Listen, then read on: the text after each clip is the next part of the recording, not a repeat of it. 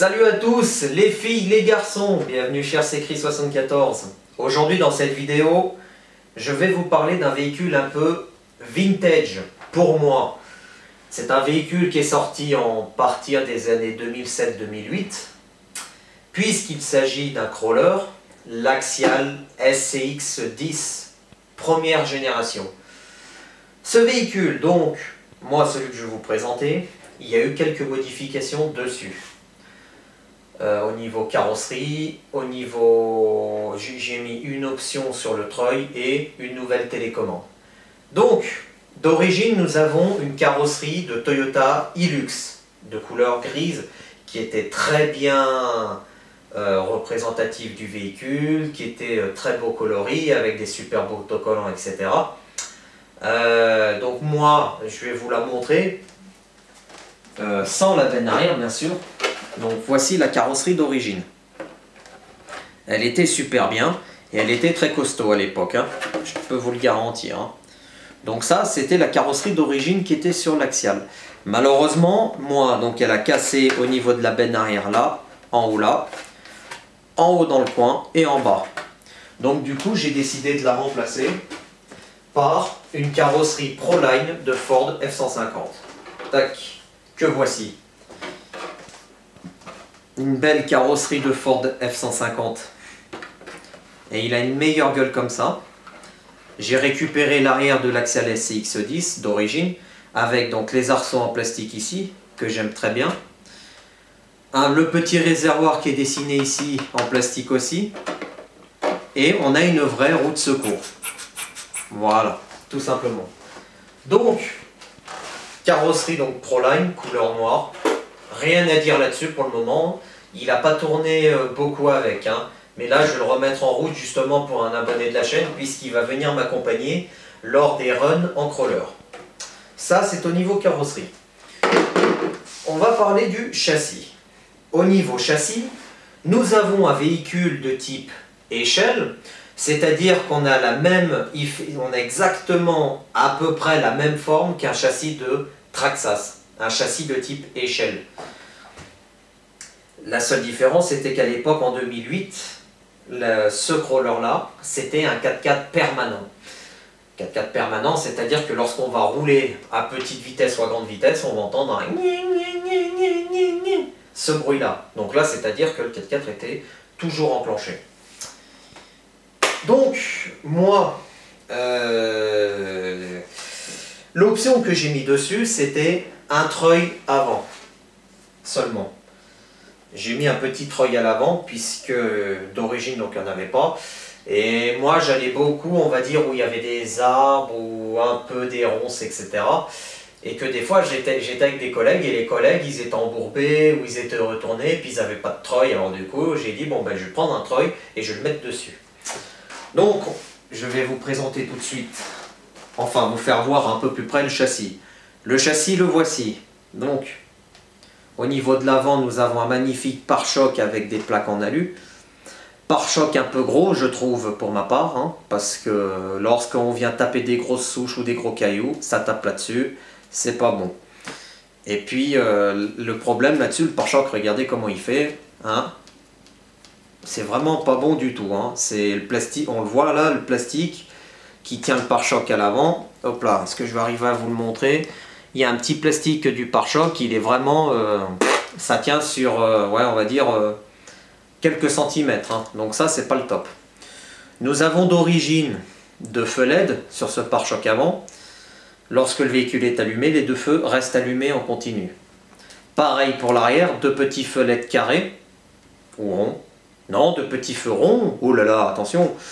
Pareil, qui s'allument en rouge. Devant, il s'allume en bleu ou en blanc. Donc le châssis de type échelle, comme je l'ai dit, où on a un pont avant, un pont arrière et une boîte centrale, tout ça entraîné par deux arbres de transmission en plastique. Sauf les têtes de réception qui sortent des ponts, ils sont en ferraille ou en alu. Non, en alu, pardon. Qu'ils sont en alu. Nous avons donc 8 biellettes à l'arrière, c'est-à-dire des biellettes de châssis. On en a 2 en dessous, 2 au-dessus du pont arrière. Pareil pour l'avant, on en a 2 en dessous. Et par contre, lui, on a un genre de triangle en plastique au-dessus. Regardez, c'est pas compliqué. En fait, c'est à peu près la même principe de base que l'axial, que le TRX 4. Les 2 biellettes là pour l'avant. Et comme on peut le voir au-dessus du pont là où j'ai mon doigt, il y en a encore 2 autres là. Pareil pour l'arrière, tout simplement. Au niveau donc du moteur, on a un moteur à charbon d'origine, enfin un moteur à charbon d'origine bien sûr.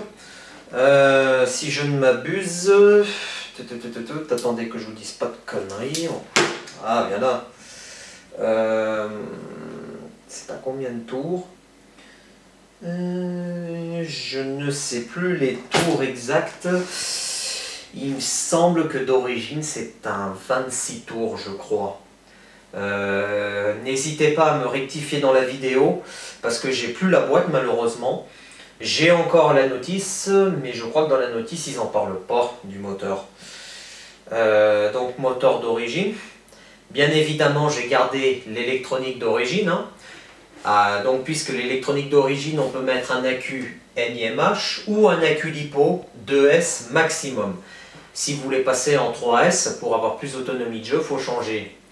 Il faut prendre un combo, donc c'est-à-dire variateur plus moteur, pour être tranquille. Généralement, ça tourne, si vous en prenez un sur AliExpress, ça tourne aux alentours de 15-20 € l'ensemble. Ou si vous prenez chez Fantastic RC ou Fantic RC, je crois, ça coûte maximum 40 ou 50 € les deux. Voilà, 40 ou 50 € les deux. Cerveau de direction. D'origine, on avait un cerveau de 7 kg. Moi, malheureusement, au bout de 6 ou 7 runs, il a rendu l'âme. Et donc, j'ai mis un cerveau un peu plus costaud, un 30 kg. De quelle marque déjà? De la marque Hi-Tech, bien évidemment. Pour ma part, il fait très bien le boulot, le 30 kg. Mais bon, j'ai l'impression que au fur et à mesure du temps, pareil, il commence à déconner un petit peu. Donc on verra par la suite si on ne le changerait pas. Au niveau donc de l'électronique, c'est bien sûr, donc comme j'ai dit, c'est celui d'origine, l'axial, que j'ai gardé. Cerveau direction, pareil. Ah, il y a une chose qu'il faut que je vous dise. Donc c'est au niveau de la télécommande. J'ai changé la télécommande parce qu'à l'époque, on avait une télécommande 2 voies, c'est-à-dire marche avant, marche arrière et gauche-droite. Et on avait les trims, etc. La télécommande, je l'ai remplacée par la Spectrum DX3E. Et en fait, on avait, je vais vous y faire voir parce que ça, je l'ai coupé et je trouvais que c'était une aberration à l'époque. Vous voyez ici le petit tube. Donc en fait, on a l'antenne de réception. Et à l'époque, l'antenne, enfin le brin d'antenne, il dépassait phénoménal du véhicule.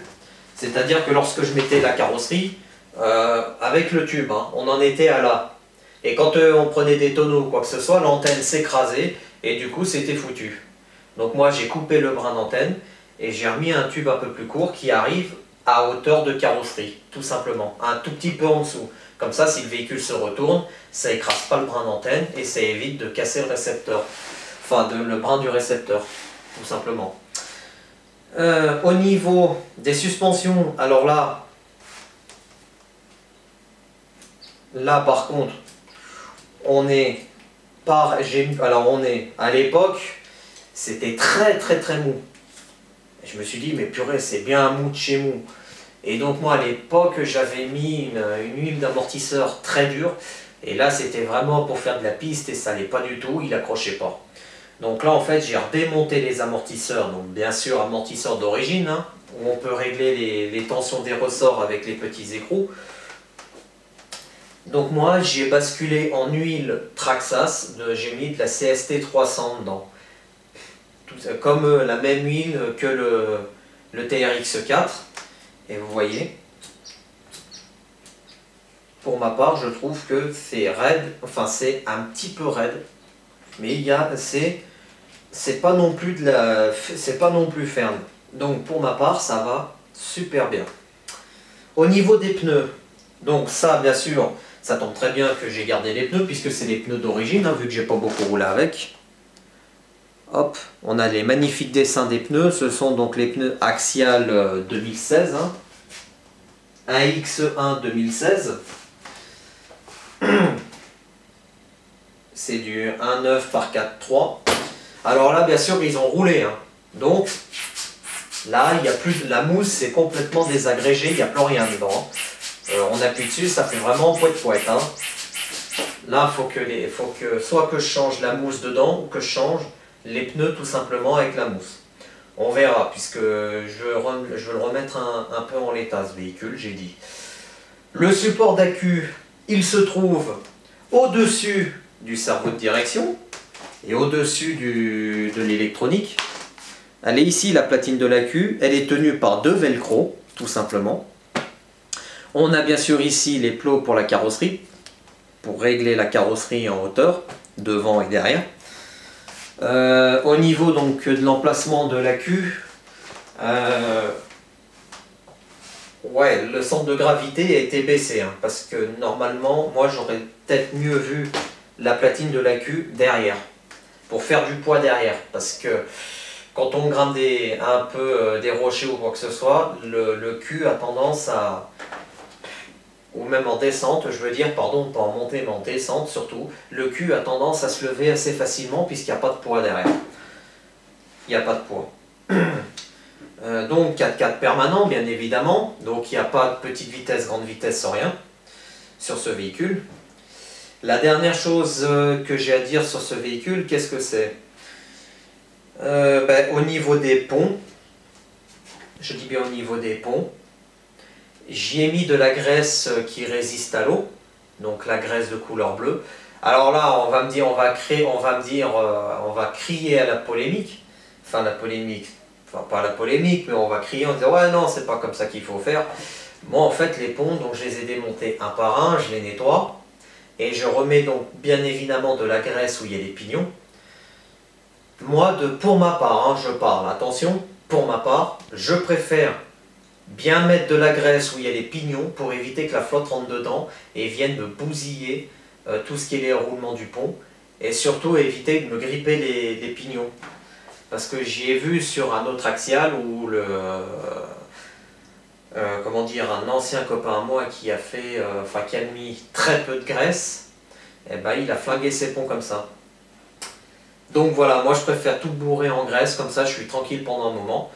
Normalement, une fois par année, je démonte les ponts, je les nettoie, je remets de la graisse, suivant si le véhicule a tourné ou pas.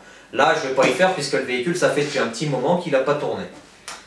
Donc voilà, donc ça c'était pour le véhicule. On va le laisser sur la caisse, remarque qu'il ne me gêne pas. On va parler de la télécommande. Donc télécommande, il faut que la carrosserie se remette dedans maintenant. Voilà. Télécommande, donc télécommande marque Spectrum DX3E. Donc c'est une 3 voies, bien évidemment. Donc en 2,4 GHz, avec le volant qui est assez convenable. La prise en main de la télécommande, ça va, pour ma part. Bah, pareil, après, bon à l'époque, on a le bloc de pile qui est ici. Mais j'aurais voulu que moi, le bloc de pile, il le supprime et puis mettre les piles dans le manche, comme d'habitude. Mais bon. On a bien sûr ici, en haut, tac, tout ce qui est les trims de direction, de gaz, inversion des gaz, inversion de la direction. On a aussi le petit bouton du bind, si jamais le récepteur perd la réception de la télécommande. Donc là non, ça va assez bien en haut, et puis ce qui est bien c'est que c'est pas des potards comme ici. Là c'est pareil, on a des potards ici et là, donc pour le trim de la direction et le trim pour les freins, l'accélérateur justement. Et là on a encore pas mal de réglages en haut. On a aussi là l'interrupteur de la troisième source, enfin de la troisième entrée. Donc là moi c'est pour actionner le treuil. Quand j'appuie en bas, ça me l'enroule ou ça me le déroule, et inversement en haut, tout simplement. On peut mettre des piles rechargeables, puisqu'on a l'empreinte ici pour charger les piles rechargeables. Donc du coup, moi j'ai pris celle-là parce que je l'avais déjà équipée sur un ancien crawler, et j'ai jamais eu de souci avec cette télécommande, parce que pas mal de gens disaient qu'à l'époque, pas mal de gens à l'époque disaient que les DX3 en Spectrum avaient des soucis. Pour ma part, j'ai jamais eu de soucis. Et on a encore un potard ici, le ST Rate. Il faudrait que je regarde à quoi ça sert exactement. Voilà, regardez. Ah oui, bon, j'ai oublié de vous y montrer aussi. Donc on a un autre potard ici. Et on a le bouton Power ici. Voilà. Là, elle est allumée. Là, elle est éteinte. Tout simplement. Donc l'axial à l'époque, il était livré donc avec plusieurs petites pièces. Des pièces de rechange. Donc voici les éléments. J'ai jamais touché. Hein. Celui-là. On avait aussi... Hop, les deux petites bases de point de départ. Encore un set de pièces, hein, où dedans on a des cache-phares, on a encore des biellettes de châssis, on a encore un arbre de transmission pour le pont, on a un sauve-cerveau, on avait vraiment des pièces de rechange. Donc ça, c'était vraiment agréable. On avait aussi, bon, je ne vais pas non plus ouvrir la notice devant les yeux parce que tout le monde sait comment était fait la notice, hein, regardez. Voilà, on avait tout ça dedans. Donc ça, c'est la notice de la télécommande. On avait aussi la notice, là, voilà, la belle notice de l'axial. On avait ceci à l'époque.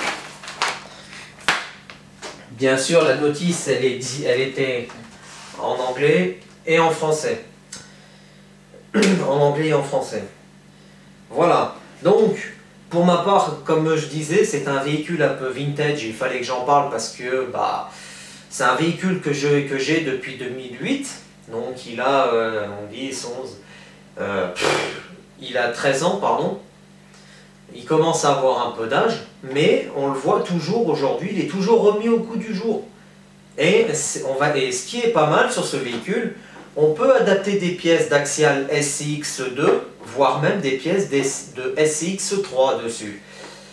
Sur tous les forums que j'ai pu lire sur internet, et même ceux qui en ont, ils ont pris des ponts, des supports de châssis, etc. Ils ont adopté toutes les pièces dessus. Sans problème. Voilà. Donc pour ma part, à l'époque, je l'avais payé 380 €. Aujourd'hui, ça a augmenté parce qu'ils ont petite, grande vitesse, ou alors ils ont juste le pont arrière qui se bloque. Mais à l'époque, je dis bien entre parenthèses à l'époque, Axial c'était la référence du crawler dans les années 2008. Cette année, ça a beaucoup changé puisque cette année, c'est donc il y a Axial, mais c'est surtout Traxxas avec le TRX4. Il y a Apsima avec le Sherpa 04. Donc il y a l'Axial avec le SCX3 ou le SCX2. Qu'est-ce qu'il y a d'autre? Alors après on parle du Hobbytech, du crawler Hobbytech, etc. Pour ma part, donc il y a une vidéo donc sur ma chaîne, n'hésitez pas à aller la voir. Première sortie, un quart d'heure de sortie. Je crois, qu'est-ce que c'était qui avait cassé? Je crois là-dessus c'était la barre de direction qui avait cassé. Barre de direction qui a cassé. Donc pour un véhicule qui était tout neuf, qui est jamais sorti, etc. Ouais, Hobbytech, et on dit ouais c'est la référence des crawlers. Pour ma part non, c'est pas la référence des crawlers Hobbytech. Moi c'est les trois gros trucs, les trois gros principaux trucs, c'était donc Traxxas, Axial, Apsima, Sherpa. Et je suis sûr que j'en oublie des marques, hein, mais des bonnes marques. Il y a peut-être Tamiya en crawler qui ont sorti un crawler, je ne sais pas ce que ça vaut. Enfin voilà, on va pas débattre là-dessus. Ça, je referai une autre vidéo avec les marques. Les marques premium, les marques bas de gamme, etc. Ce que j'en pense, etc. Ça, je vais faire une vidéo aussi là-dessus. Donc voilà, ça c'était la présentation de mon crawler Axial SCX10. Ah oui, j'ai oublié de vous dire, donc moi, il tourne, avant il tournait en NIMH, maintenant il tourne en LiPo 2S. Donc en prise DIN, bien évidemment, vu que j'ai mis un adaptateur de prise Tamiya à prise DIN. Mais après, on peut le passer en 3S, hein, en achetant un combo, bien évidemment. Je crois que j'ai tout dit sur ce véhicule. J'ai parlé de la carrosserie, du châssis.